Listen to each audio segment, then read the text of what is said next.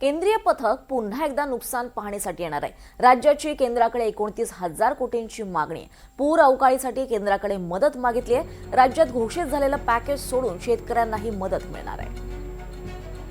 अधिक माहिती घेऊयात आमचे प्रतिनिधी राहुल कुलकर्णी यांच्याकडून। राहुल, केंद्रीय पथक पुन्हा नुकसान पाहणीसाठी येणार आहे का? अधिक माहिती। 70,000 कोटी रुपयाच्या पुरवणी मागणीवरती काल राज्याचे अर्थमंत्री अजित पवार यांनी सभागृहात ही माहिती दिली। कारण हा प्रश्न पडला होता महाराष्ट्राला की जेव्हा शिवराज सिंह चौहान यांनी आधी सुरुवातीला म्हटलं लोकसभेमध्ये की असा कुठलाही प्रस्ताव आला नाही आणि नंतर मात्र म्हटलं की नाही असा प्रस्ताव आलेला आहे, तर तो नेमका प्रस्ताव किती आहे।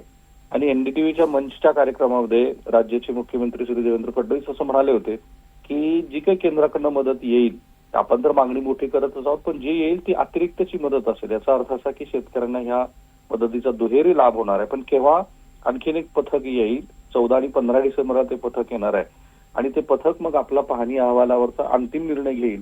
कारण पहिला अहवाल हा 27 नोव्हेंबरला, दुसरा अहवाल 1 डिसेंबरला पाठवला आणि केंद्रीय पथकानं सुद्धा दीपाली आपल्याला माहिती आहे की धाराशिव, अहिल्यानगर, बीड सह अशा एका 4-5 जिल्ह्यांचं पाहणी केली होती आणि आता मग उर्वरित पाहणी झाल्यानंतर त्यांचा अंतिम निर्णय होईल।